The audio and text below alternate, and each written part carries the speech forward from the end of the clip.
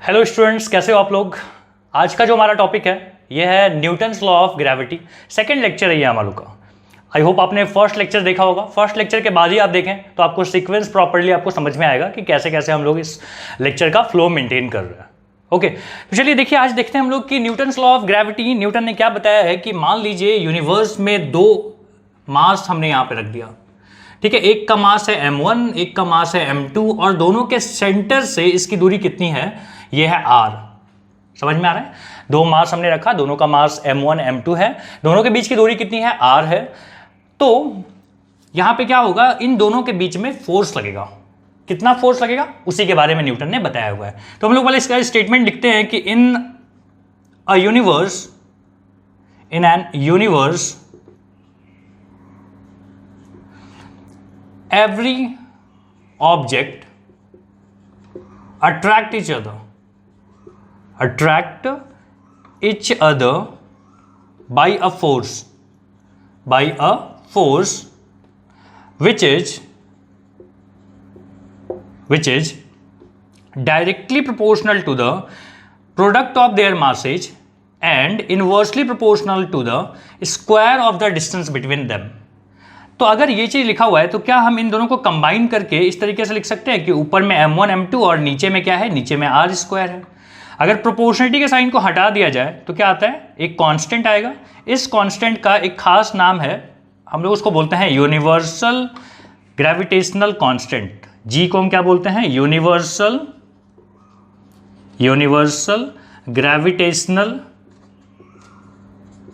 Gravitational constant.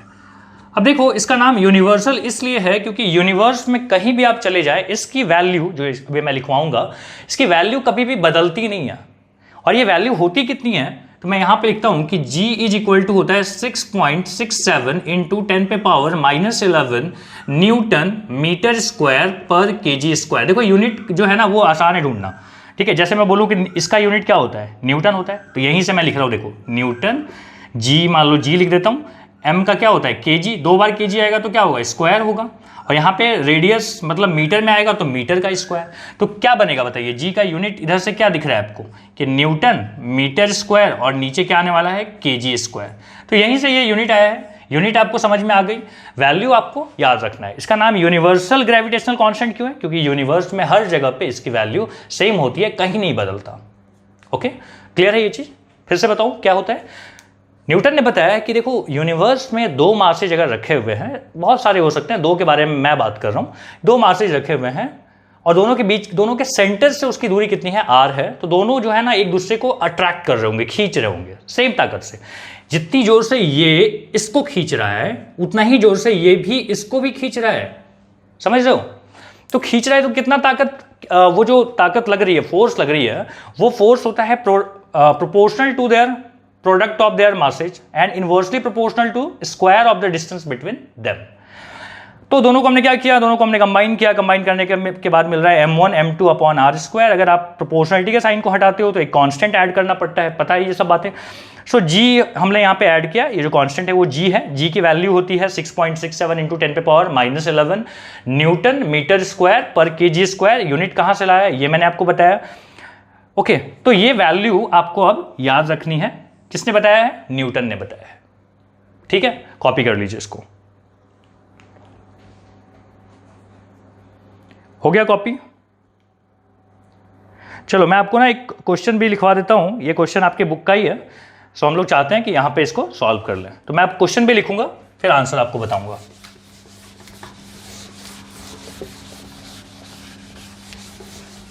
क्या हो गया फॉर्मूला का, G m1 m2 upon r square. याद हो गया ना। चलो क्वेश्चन देखो क्या है, फोन में है मेरे पास, तो मैं आपको बताता हूं। क्वेश्चन हम लोग कौन सा ले रहे थे, हम लोग ले रहे थे f है आपके क्वेश्चन में। थर्ड का f होगा या शायद फिफ्थ का f होगा, फिफ्थ का f है। अच्छा, क्वेश्चन है कि the mass of the earth, लिख देता हूं, the mass of the earth and moon are, value दी हुई है 6 into 10⁻24 kg and 7.4 into 10⁻³ 22 kg respectively. ठीक है, दोनों का मास हम लोग को दिया हुआ है। और क्या बोलता है हम लोग को बोला हुआ है the distance between them is, the distance between them is, value दी हुई है 3 इंटू 10 पे पावर 3.84 इंटू 10 पे power 5 kilometre. Okay, calculate the gravitational force, calculate the gravitational force, calculate the gravitational force of attraction between them, attraction between them. ठीक है, ये बात दी हुई है। बताइए कैसे करेंगे इसको सॉल्व। तो बोलता है हम लोग को कि दोनों के बीच में फोर्स ऑफ अट्रैक्शन होगा। अब देखो यहाँ पे अर्थ है बड़ा सा, ये छोटा सा क्या हो गया, मून हो गया। दोनों के बीच की दूरी हमको दी हुई है, सेंटर से उसकी दूरी दी हुई है 3.84 इंटू 10 पे पावर 5 किलोमीटर। और दिया हुआ है दोनों का मास कितना है 6 इंटू 10 पे पावर 24, और इसका मास दिया हुआ है 7.4 इंटू 10 पे पावर 22 kg। बोलता है दोनों के बीच का फोर्स बताइए। तो चलो, फोर्स इज इक्वल टू क्या होता है, Gm1 m2 by r square.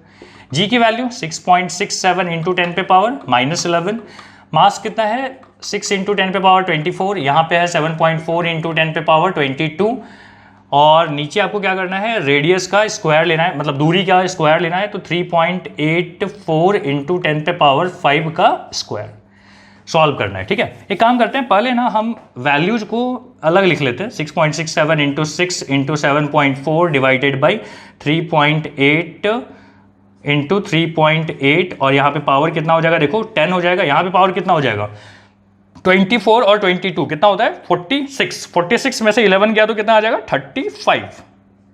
सही है, प्लस 35 होगा।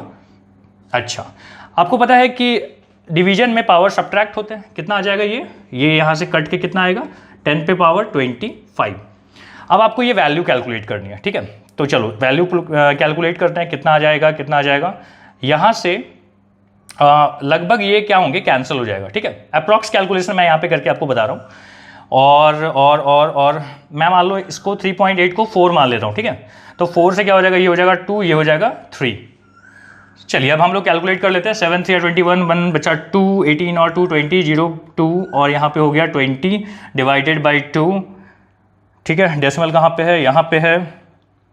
ठीक है, और कितना है 10 पे पावर 25, ये कितना हो जाएगा, दिस इज 10, मतलब लगभग 10 पे पावर 26 अप्रॉक्स वैल्यू है ये। ठीक है, हो सकता है बुक से थोड़ा बहुत इधर उधर हो जाए, तो आप समझ जाना वहाँ पे दोनों के बीच के में फोर्स कितना लग रहा है। तो 10 पे पावर 26 न्यूटन फोर्स लग रहा है। दिख रही है वैल्यू, आपको समझ में आ गया कैसे हमने पुट किया। अच्छा, एक छोटी सी गलती हो गई है ना, किलोमीटर में था ये, तो इसको मीटर में बदलना पड़ेगा ना। तो एक काम करो, मीटर में बदलने के लिए क्या करोगे आप, 10 से पे पावर 3 से मल्टीप्लाई करोगे, फिर स्क्वायर करोगे, मतलब ये हो जाएगा 16। ठीक है, यहाँ पे आ जाएगा 16। अगर 16 है तो कितना हो जाएगा 16 32, मतलब हो गया कितना 19। अच्छा, यहाँ पे आ जाएगा 19। ठीक है, कट के कितना हो जाएगा 19। सो यहाँ पे फाइनली यहाँ पे आता है 10 पे पावर 19, सो ये हो जाएगा 10 पे पावर 20। अब सही है, चलो ठीक है। तो ये आ गया अपना फोर्स की वैल्यू। कैसे सॉल्व किया आपको समझ में आया। ठीक है, अरे वैल्यूज पे छोड़ो वो, ठीक है, कैलकुलेशन आपको आता है, मैं ये मान के चल रहा हूँ कैलकुलेशन आपको आता है, मैं आपको बस फॉर्मूला यूज करना सिखा रहा हूँ। ओके, कॉपी कर लीजिए इसको जल्दी से, मैं आपको नेक्स्ट क्वेश्चन करवाता हूँ।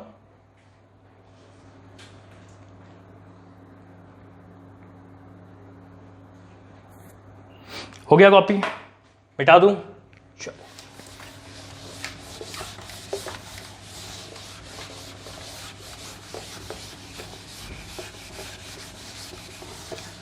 ठीक है, इसी टॉपिक पे अब हम लोग देख रहे हैं कौन सा क्वेश्चन। तो हम लोग को मिल जाएगा एक जी जो है वो भी इसी तरीके का क्वेश्चन है, इसको देखिएगा सॉल्व करके। जी 5th का जी क्या बोला है, the mass of the earth, the mass of अर्थ कितना दिया हुआ है 6 इंटू 10 पे पावर 24 kg। यूनिवर्सल बात है ये, याद भी रख सकते हो। The distance between earth and the sun, the distance between earth and sun कितना दिया हुआ है 1.5 इंटू 10 पे पावर 11 मीटर, इस बार मीटर में दिया है, ठीक है। इफ द ग्रेविटेशनल फोर्स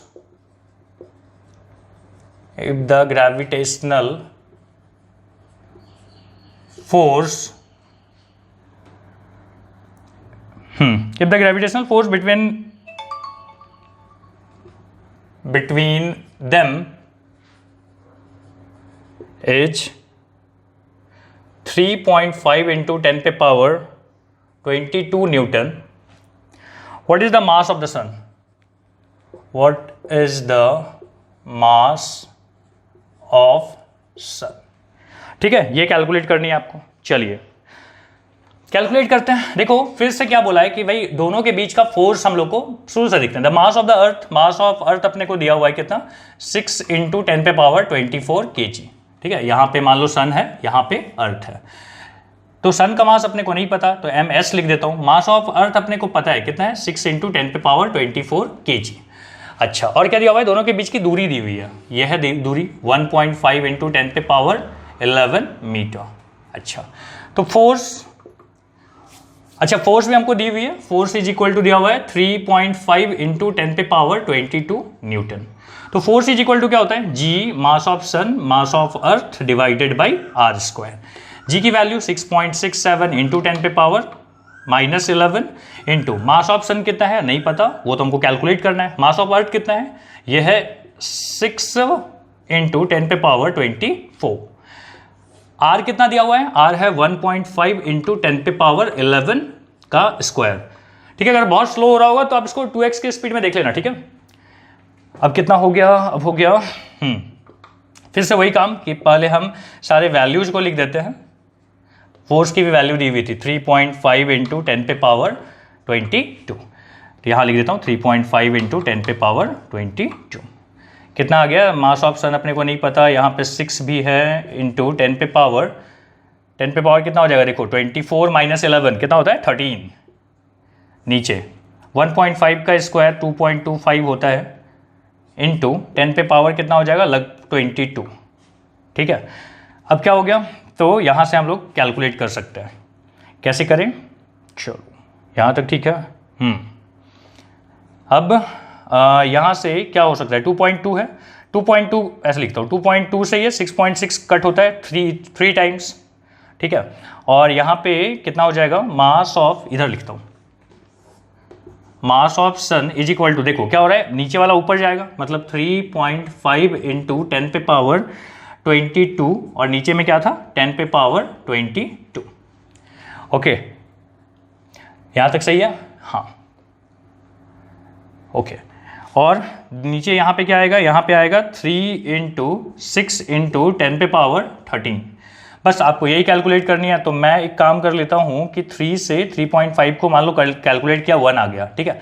तो अप्रॉक्स कैलकुलेशन अगर किया जाए तो यहाँ पे आता है 1/6 इंटू 10 पे पावर, देखो यहाँ पे है 10 पे पावर 44 माइनस 13 कितना होता है, तो 1/6 को कितना हम लोग लिख सकते हैं 0.1 और कितना हो जाएगा 4 6 6 36 0.16 इंटू 10 पे पावर 1 और इधर आ जाएगा 31। सो आप चाहो तो इस चीज़ को ऐसे भी लिख सकते हो कि this is equal to 1.6 into 10 पे पावर 30 क्या kg, ठीक है। सो कैलकुलेशन है, कैलकुलेशन आपको करना आना ही चाहिए। अगर कैलकुलेशन नहीं आया तो फिर तो कोई मतलब नहीं है, फिर तो आप फॉर्मूला खाली पढ़ के याद रखेंगे, थ्योरी क्वेश्चंस कीजिए। क्लियर है यहाँ तक, चलो जल्दी से कॉपी कर लो इसको, फिर देखते हैं हम लोग next questions.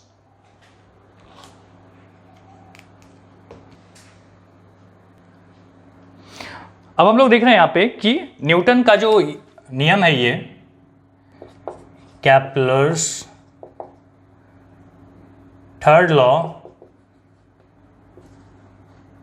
Bye Newton's derivation. Newton ने भी क्या किया, डेराइव करके बताया इस बात को कि हाँ जी केप्लर साहब जो है वो सही बात कर रहे थे, उसको डेरिवेशन से भी बताया। कैसे, देखिए अगर मैं बोल रहा हूँ कि यहाँ पे एक बॉडी है, यहाँ पे एक बॉडी है, ठीक है, तो दोनों क्या कर रहे होंगे, खींच रहे होंगे और ये गोल गोल घूम रहा है। मतलब मान लीजिए कि ये सन है, ये प्लैनेट है, प्लैनेट के चारों तरफ ये गोल गोल घूम रहा है।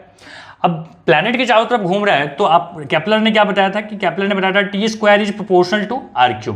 अब हम देखते हैं कि मैथमेटिक्स से भी ये चीज़ हम लोग को आना चाहिए, और न्यूटन ने ये चीज़ करके दिखाया। कैसे? तो देखो, अर्थ इसको अपनी तरफ क्या कर रहा होगा, सन अपनी तरफ इसको क्या कर रहा होगा, प्लैनेट को खींच रहा होगा। कितने फोर्स से? जवाब है कि G(m)(m)/r²। मान लो इसका मास कैपिटल M, इसका मास स्मॉल m।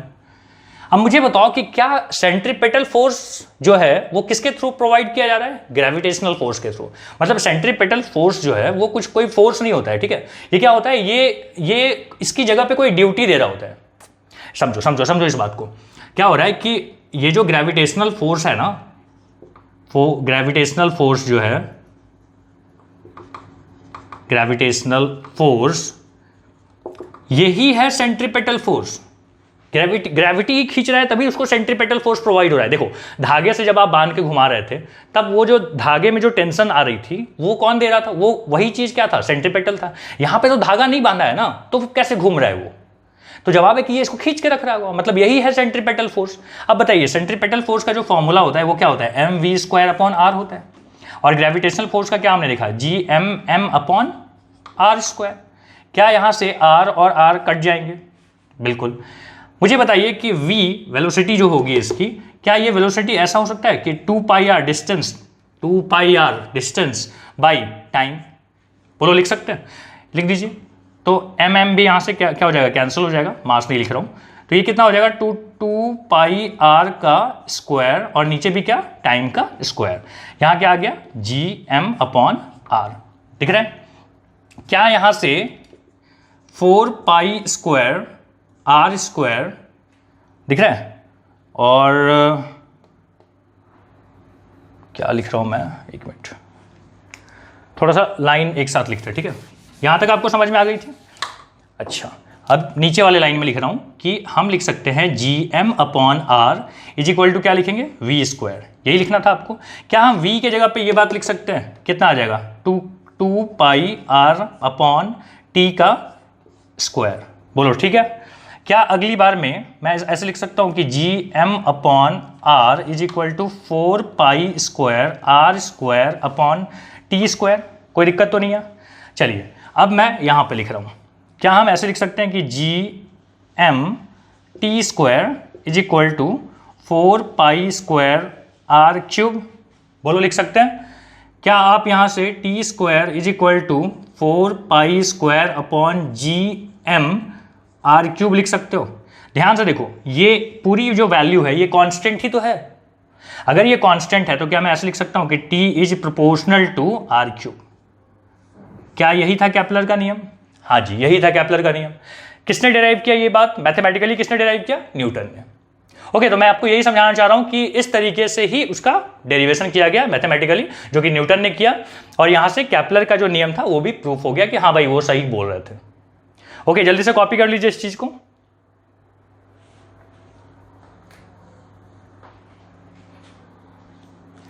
हो गया कॉपी?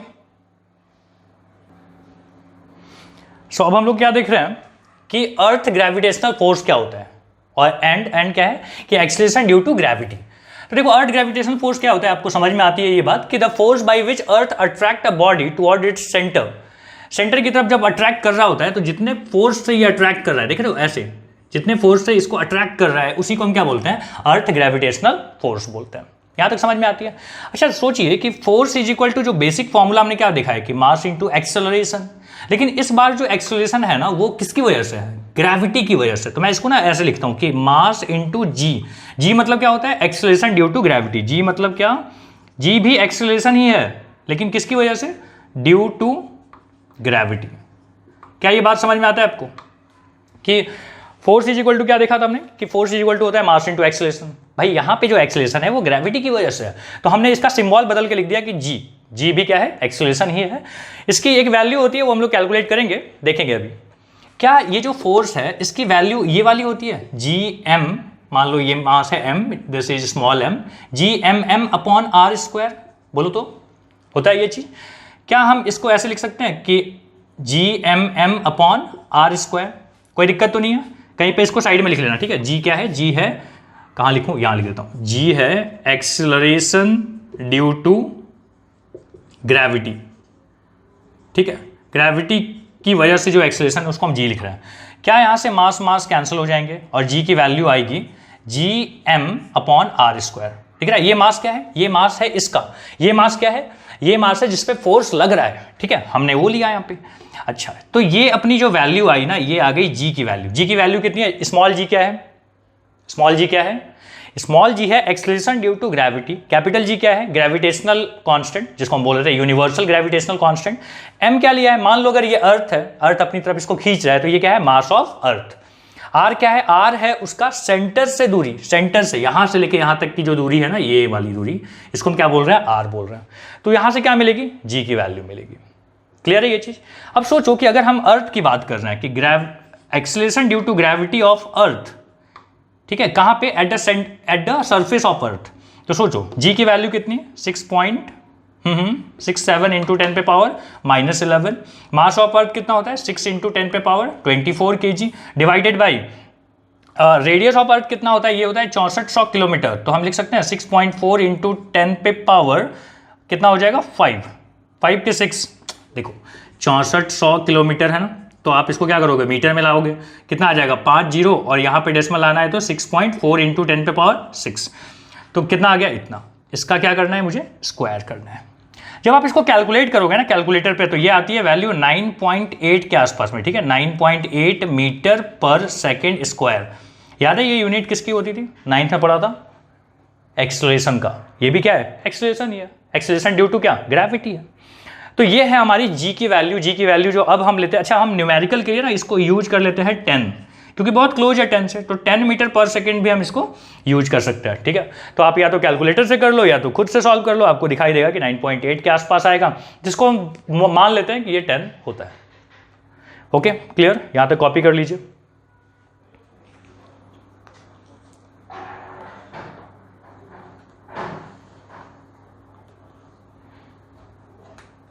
हो गया कॉपी।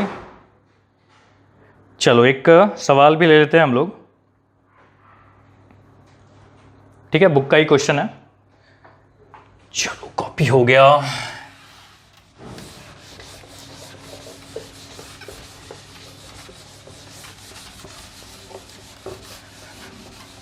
पढ़ाई कर रहे हो, मजा आ रहा है।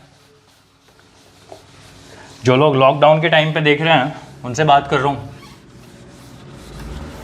बस यही ऑप्शन है, वीडियो लेक्चर ही, पढ़िए, असाइनमेंट कीजिए, सॉल्व कीजिए। चलो क्या बात कर रहे थे, ज्ञान अब बंद। हम लोग बात कर रहे थे कि 5th का बी क्वेश्चन एक कर रहा है, मैं क्वेश्चन लिख देता हूं। ठीक है, क्वेश्चन है कि the radius of planet, the radius of planet, the radius of planet A is half the radius of planet B, radius of planet B, B के प्लैनेट से इसका रेडियस क्या है, आधा है। ठीक है, बोलता है if the mass A is M A, if the mass of A is M A, ठीक है, what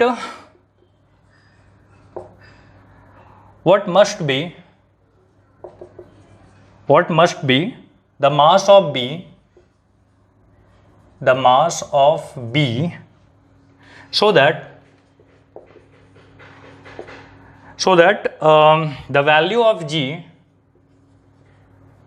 the value of G on B is half that of its value on A। ठीक है, ये सवाल है, करेंगे आप ट्राई। चलो वीडियो को यहां पे रोक के ट्राई करो। चलो हो गया, ट्राई किया, सॉल्व करें। क्या बोलता है, the radius of planet A is half the radius of, मैं पहले यहां पे रेडियस ऑफ ए बना देता हूं और यहां पे बी बना देता हूं। ठीक है, ये ए है और ये बी। क्या बोलता है, देखो the radius of planet A is half the radius of B. मान लो रेडियस इसका आर है, या 2r ले लेता हूं, 2r है, तो ये कितना हो जाएगा, आर। ठीक है, तो आधा है कि नहीं। बोलता है if the mass of A is M A, इसका मास कितना है, एम ए। तो बोलता है what must be the mass of B, M B कितना होगा ठीक है, कितना होगा, so that the value of G on B जो है वो क्या हो जाए, half the value of its A. तो अगर ए की वैल्यू मान लो 2g है तो इसकी वैल्यू कितनी होनी चाहिए, g होनी चाहिए। समझ में आ रहा है क्या क्या लिखा हमने, सारी चीजें हमने यहाँ पे लिख दिया कि बोलता है a है, b है, बोलता है मास ऑफ ए ma दिया हुआ है, इसका रेडियस अगर r है तो वो 2r है।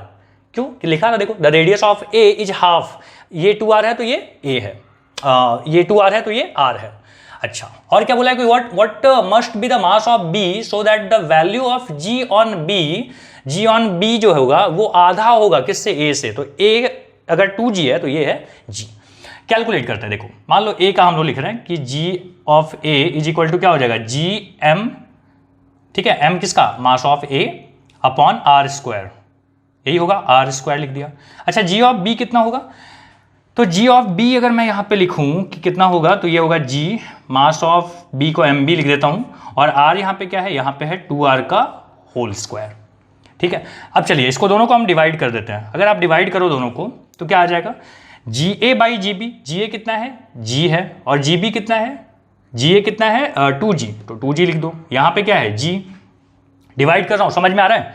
अच्छा, क्या ये G और G तो कट जाएंगे, ओके, मास ऑफ A को मास ऑफ A ही लिख रहा हूँ, ठीक है, नीचे क्या है r स्क्वायर, और यहाँ पे क्या है मास ऑफ B, और नीचे क्या है 4r स्क्वायर। आपको पता है ये कैसे होते हैं सॉल्व, हाँ पता होगा। तो यहाँ से पहले G और G कैंसिल, यहाँ पे आ गया 2, यहाँ पे देखो एक्सट्रीम्स मल्टीप्लाई होकर ऊपर लिखाते हैं तो क्या हो जाएगा ma 4r स्क्वायर, और यहाँ पे क्या आ गया mb और r स्क्वायर कट गया।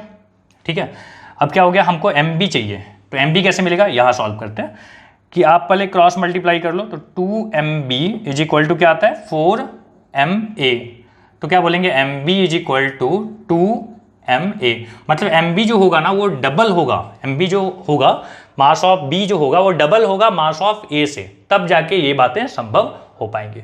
सो क्वेश्चन समझ में आ रहा है, क्वेश्चन ये था, यहाँ पे आपने इस चीज को सॉल्व किया, कैसे किया, डिवाइड करके, दोनों की वैल्यू हमने लिया, दोनों को डिवाइड किया। क्लियर है ये चीज, आगे बढ़े, चलो कॉपी करो,